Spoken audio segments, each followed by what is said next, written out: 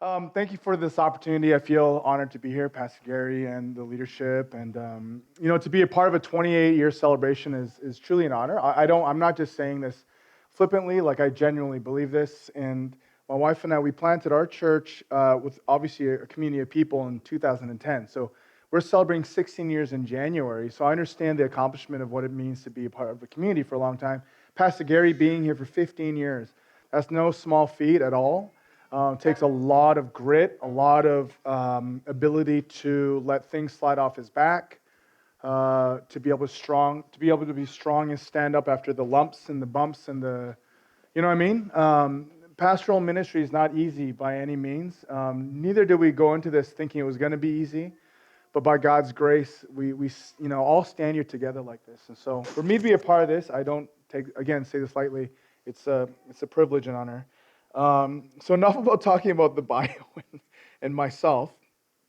When Matt asked me to preach, there's been something that's been on my heart for a certain season, and I thought I could share this with you. And I hope that's an encouragement for you. I hope it's an inspiration for you as well. But in saying that, it's weird. I've never been here before. I haven't met so many of you, but I at the same time feel at home here. Knowing Matt. Adam and Adam's family and Lauren, I feel like we're like tight. We're gonna be tight now. We're like all. Danelle, where's Danelle? Sorry. This sermon's for her. That's why. No, sorry. Where is I've known Danelle and Josh for some time, and so it feels nice to be here. Miana, right? So good. Thank you, worship leaders. But I hope this word is encouraging for you, especially as you envision this next season in your life as a community and as a people of God. How many of you guys know Ted Lasso? Okay, thank you. So this one's for you, okay? I love Ted Lasso. Ted Lasso, for me, was a true gift for me. And let me explain who he is in a second. I know my name is Ted, but... that's not the only reason why, but in episode 11 of season 3, Ted Lasso said these great lines. He said, "I hope that all of us, or none of us, are judged by the actions of our weakest moments, but rather by the strength we show when and if we're ever given a second chance." I love you guys already. Like, the response is incredible. I'm done. Let's pray. Let me just do some offering right now. Ted Lasso was, for me, a true gift during one of the most difficult times in my life. And what I loved especially was his attitude and posture as his journey and his story unfolded. Ted Lasso is a TV series on Apple TV that had really came into my life and was a gift for me. And God used a character like Ted. I know he's a fictional character, but he's my best friend. And but a person like him and this character, to see his growth throughout the seasons, but to see his grittiness and his ability to have joy in the hardest times, for me, was an inspiration. We are all on a journey where we are waiting to reach a destination that has no physical boundaries. This anxious search has left us as unsettled pilgrims on a journey for a land to call our own. We are also orphaned children on a journey looking for a way home. Along this journey, we find ourselves seeing a story unfold, and sometimes we realize that we are no longer the author of our stories. A story that shows a journey marked with birth, new life, growth, abundance, but also loss, suffering, death, a disintegration of the self, a destruction of the dreams that once was an inspiration, a wind in your sails on this journey. We've lost, in some sense, a sense of imagination or even our childlike wonder. Some of us have been on a journey where there has become a disruption to our narrative that has left us searching for meaning and purpose. Marked with pain, we find that our story will never be the same again. We are left feeling fearful, insecure, and anxious, and for some of us, hopeless. And we know that these emotions of fear and anxiety exist in us today because we experience it stored up in our bodies and minds. My wife is a counselor, and she often reminds me how your body stores onto your trauma or your pain or your suffering. And often it will remind you that you're dealing with these things, for example, by the tension in your shoulders, by the nagging headaches, the shortness of your breath, our inability to sleep well, and our pain in our backs and joints. Our younger generation is 3 times more anxious today than adults were in the 1950s. But we have more today in terms of our conveniences, our comforts, and technology, and opportunities. So what does this mean for us today? It means that we are utterly and beautifully human. This doesn't mean that we're second-class citizens or Christians. It doesn't mean that it just simply means that we're human. We're not failures as Christians as we struggle through these things, or lesser in our spirituality. It simply means that we are human. I mean, Jesus battled with anxiety, didn't he? So much so that he was sweating blood. I hope, again, like I said, that this talk would be an encouragement for you, as this sermon is a little bit of a summary of what God has been revealing to me, and it testifies of His goodness, His beauty, His wonder, and who God is. The passage I'd want to preach from today is Psalm 121, and some of you know this psalm well, because you may know this song. So I lift my eyes up to the mountains. Where does my help come from? You guys know the song? My help comes from you, maker of heaven, creator of the earth. I lift my eyes up to the hills. Where does my help come from? My help comes from the Lord, the maker of heaven and earth. He will not let your foot slip. He who watches over you will not slumber. Indeed, he who watches over Israel will neither slumber nor sleep. The Lord watches over you. The Lord is your shade at your right hand. The sun will not harm you by day, nor the moon by night. The Lord will keep you from all harm. He will watch over your life. The Lord will watch over your coming and going, both now and forevermore. Some believe that this psalm was written for those making the pilgrimage to Jerusalem to worship. This pilgrimage is also a metaphor for one's life journey when we experience God's care and His provision through it all. Verse 1 and 2 says, I lift my eyes up to the mountains, the hills. Where does my help come from? My help comes from the Lord, the maker of heaven and earth. Now, the mountains were a metaphor for like this divine mystical realm. Or it was a space or a place where other religions would worship, and they would practice their worship on the hills. As Eugene Peterson describes it, he says, shrines were set up, groves of trees were planted, sacred prostitutes, both male and female, were provided.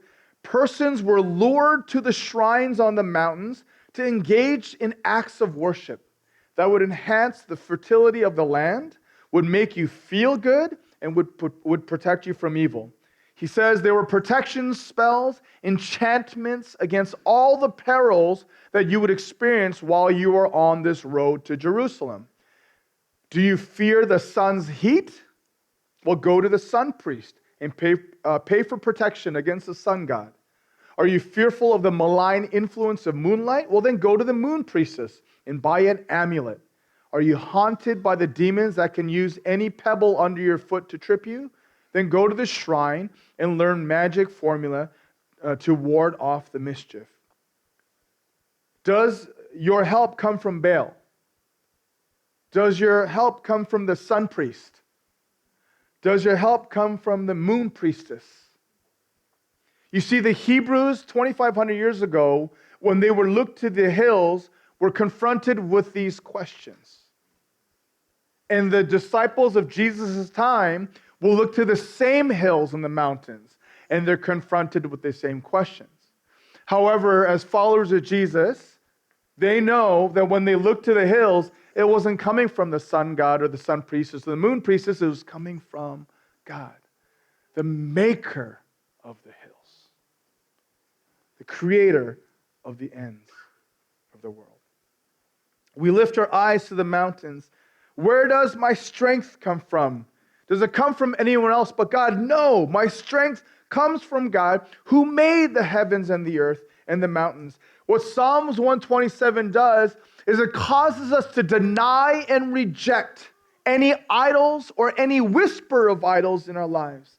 And instead, it points to the Lord of the heavens and the earth.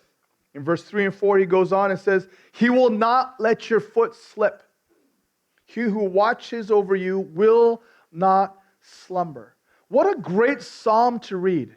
For those of us who understand that we are on a journey and a pilgrimage, you as a community, as a Well Baptist Church, have been on a 28 journey and pilgrimage. Along that way, God has not let your foot slip, and during your existence, He has not fallen asleep. When you are on this journey, whatever dangers might be before you, He does not promise you that you won't get injured or get exhausted or anxious or overwhelmed. But what he does promise you is that He will never forsake you or abandon you or leave you. This is our God. There is no perfect security. God understands that. But we know, first and foremost, that our help comes from Him. I would sing this song, I lift my eyes up to the mountains. When I was a young youth pastor, I'd be driving on a 9-hour trip up north on a mission trip with kids who trusted a young driver like me. I don't even understand. Parenting was different back then. I was 19 driving. I think I had my license. I probably had my license, my class 4 or 5, I think. And we drive this van of 12 students and all their stuff 9 hours up north. Past Hell's Gate and all that kind of stuff. And then we're going up to this First Nations reservation to do ministry and to just love on the people there. Parents really had faith. They trusted me. But I remember driving up, parents had no idea what my prayers sounded like. My prayers were like, Lord, help me! They had no idea what they are entrusting me with. But I would sing these songs. I lift my eyes to the mountains.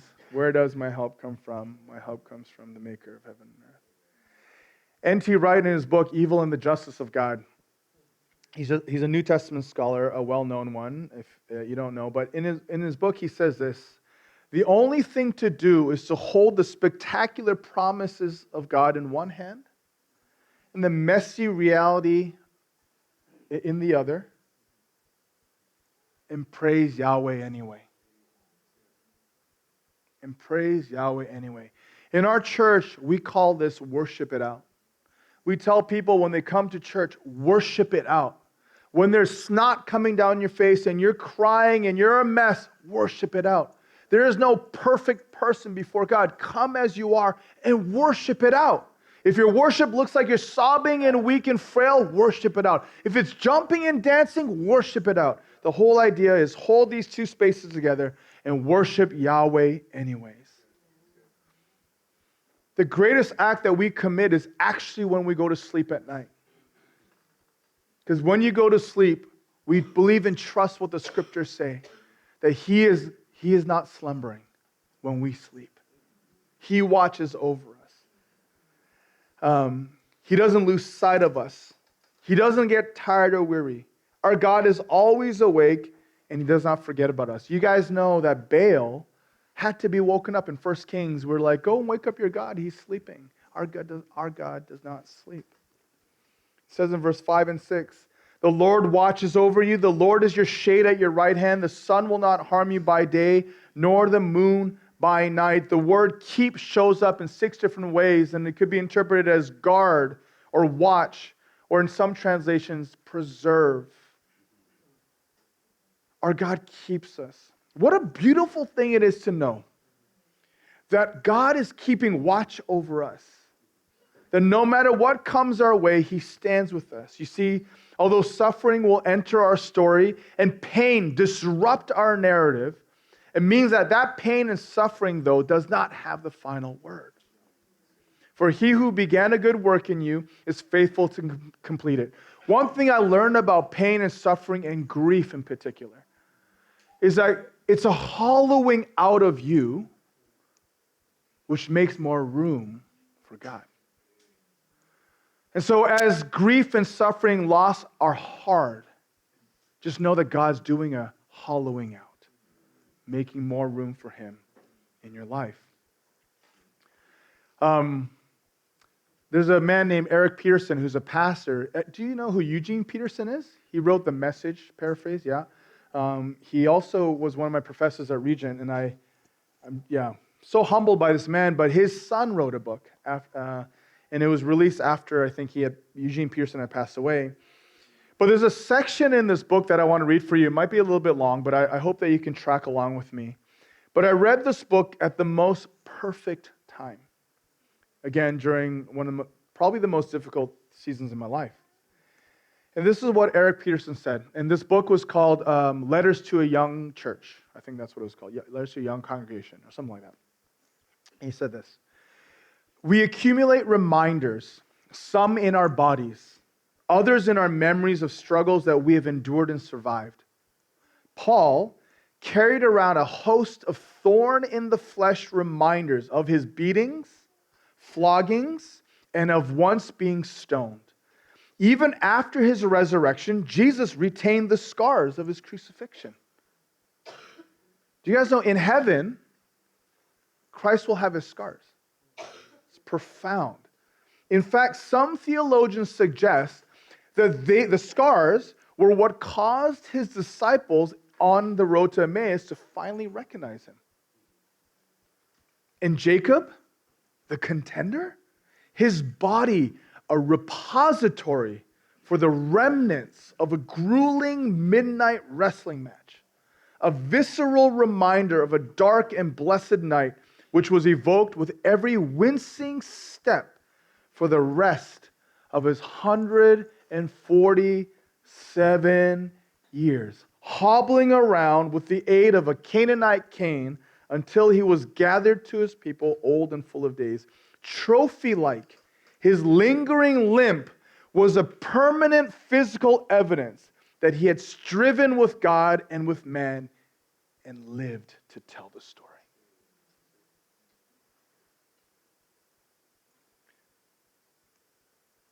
We have lived to tell the story.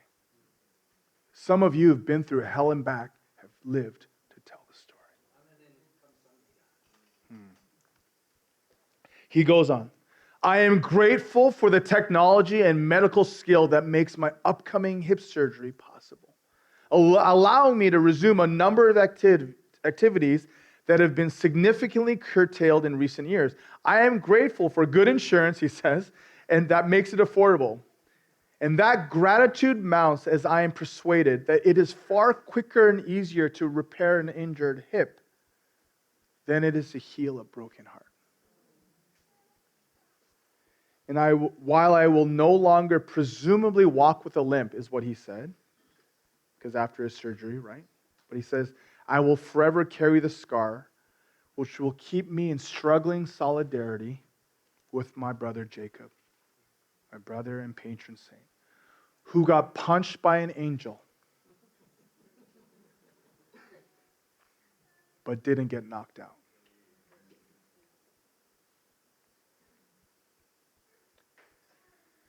Even in our wrestling with God along this journey, you may have been punched by an angel, but you didn't get knocked out. Pastor Gary, you remain standing. You have not been knocked out. And your faithfulness to this community declares of a God who is faithful and good. So thank you for your faithfulness in serving this church. Yeah.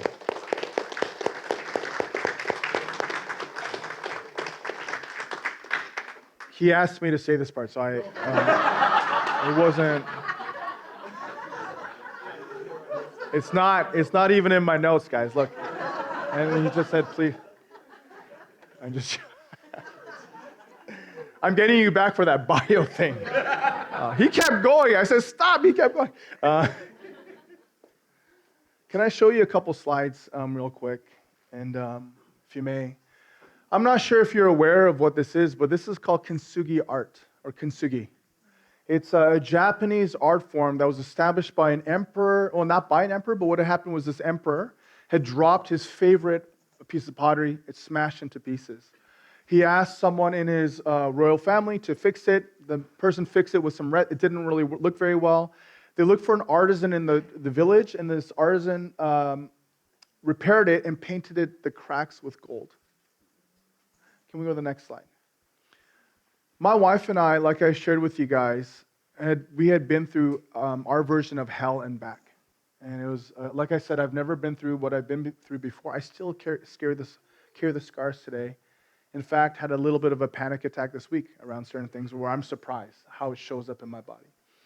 We bought these two pieces. If you guys notice on the bottom here, there's a little plate. My wife, and we're Asian, so we're very we're going to find what's cheap and good, okay?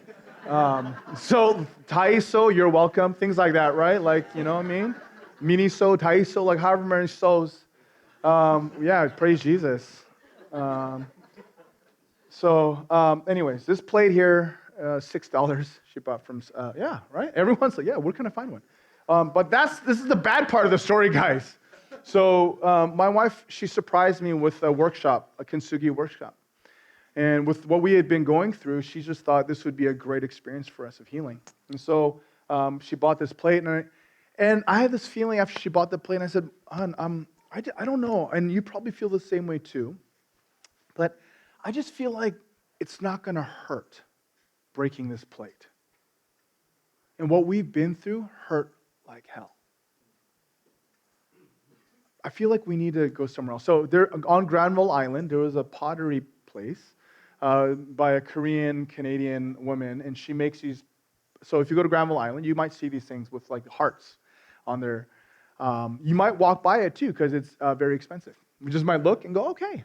And that's what we did for many years. We just walked by it, wow, one day. But we ended up buying this is like a creamer, and so just kind of symbolizing what we do in our lives. We're pouring out usually into people, giving up parts of our life. There's a song of a musical called, I forgot the musical is called, but it says, I forget it. Okay. You pour out your life, and often what happens is people take more than you've actually given. And so we decided, we want to break this. And so she wrapped it with a towel, and she grabbed a hammer, and she went first, and then she smashed it. That's hers on the right, on that side there. And she went, no, after she broke it, because she opened up the towel, and it broke in thousands of pieces. Can you imagine doing kintsugi? It's 8 hour, honey, come on, we got to hurry up here, right? And it broke in so many pieces. And what was amazing, though, is it broke through the heart, because that's what we had felt in this past season. But hers, she's like, oh my gosh, it broke. And she's like, no, I can't even do this again. And she realized certain things in this experience. And one of the things she realized was, you don't always break the way you want to. Your suffering and pain will surprise, it happens. We don't break the way we want to. And let me also share this. We don't always heal the way we want to. You see, these sorts of things are in God's control, the one who makes the heavens and the earth. And so you can't see it on the video, picture right now, but we got to do this experience. Can we go to the next slide, actually? And this is, that's mine. Someone in our church wanted to take a picture of it. And the next one here, and this is my wife. She doesn't know I'm showing this, by the way. But anyway, she loves me. And that's her putting some of the pieces together, and we're doing this workshop together. And this is true. That God is the one who puts our pieces together. And what happens is, although it's broken, we just don't know how it's going to be put together. Can we go back to the other one? But God paints it with gold, creates beautiful and it's much more stronger than before. Do you guys know, because it's been cracked and painted with gold now, this has way more value than what it had before. And this is the beauty of our God. In your 28-year journey, you're going to look back in your painful experiences, but know that God's healed, He's strengthened, and then you're telling a more beautiful story than ever told before. Amen? Amen. In our church, we're doing a Kintsugi workshop. And we have 12 spots, 10 of them have been taken. 2 more spots. If you guys want to register, let me know, okay? And we're going to do it again because people are saying that they really want to do this. For me, this experience has been tremendously healing. It took us about 2.5 hours to put it together. And it was frustrating. It was really frustrating. I'm like, this is not going the way I want to. Like, it looks like on Instagram, right? Like, but I think that's the point. Even your healing doesn't go the way you want to, but it's beautiful at the end of it all. Verse 8, the Lord will keep you from all harm. He will watch over your life. The Lord will watch over your coming and going, both now and forevermore. Our God is Lord over time. He guards you when you leave and when you return. Your beginnings and your endings, He is a part of. He is with you as you set out on your own way. And He's still with you when you arrive at your destination. The point is, we don't need to look at other supplementary help, the sun god, the moon priestess. You have your God. Now, this is not to say, for those of you who are receiving therapy or counseling or help, to say that you're lesser. God provides those things as well. But we must be leaning on God. There is no promise that we won't hurt ourselves or trip along this journey, or we won't experience accidents or illness. But what we do know is that we will never be separated from God along the way. In our church, we have a moment often that I'll lead our church through, as we either in the beginning of worship or during our worship or at the end, where we just take 5 deep breaths in as a congregation. We'll say, we're going to breathe God in. We'll just take moments to breathe and pause. And the reason why we breathe God in is because we're reminding ourselves that the air that we're breathing in is from God, and He's the one who sustains us. He is the God who sustains us. We are acknowledging God, even in the painful times and the joyful times. We are giving Him pause and recognition. This next picture here, that's my son. And he just entered UBC first year this year.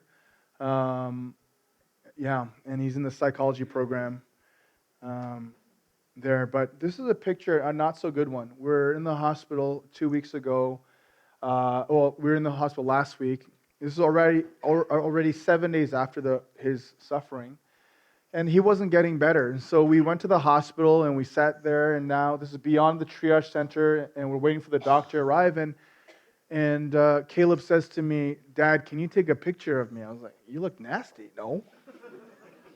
You're Instagram generation. This is not Instagram worthy. But he said, can you take a picture of me? I said, okay, why do you want me to take a picture of you?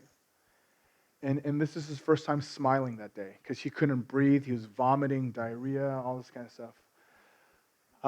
He said, I want to remember this moment. Oh, gosh, dang it.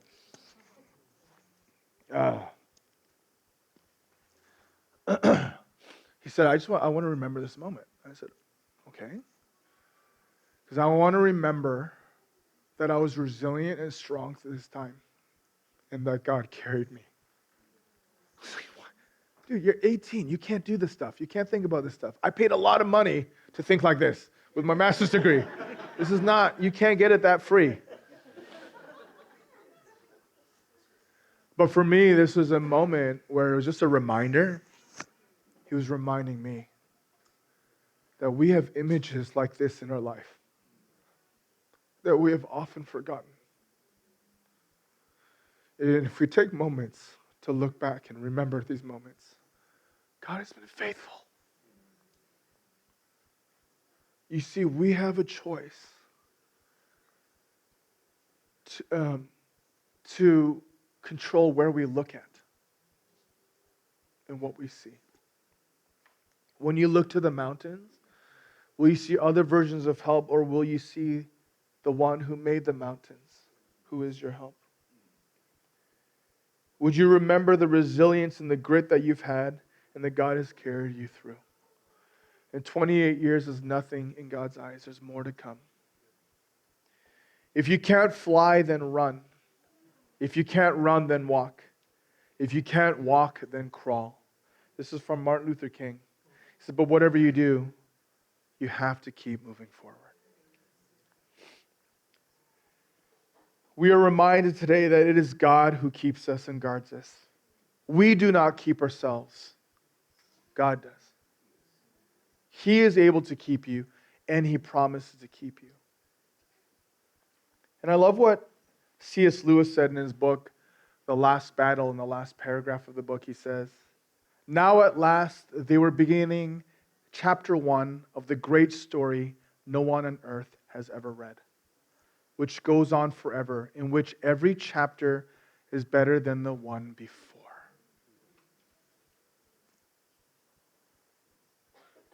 Well, church, every chapter better than the one before. I'd like to close just with this doxology. It's from Jude. Jude at the end of Jude, verse 24, 25. And let me just recite this blessing over you, and I hope that you'd be blessed. This is, now to Him who is able to keep you from stumbling and to present you blameless before the presence of His glory with great joy, to the only God our Savior, through Jesus Christ our Lord, be glory, majesty, dominion, and authority before all time, now and forevermore. Amen.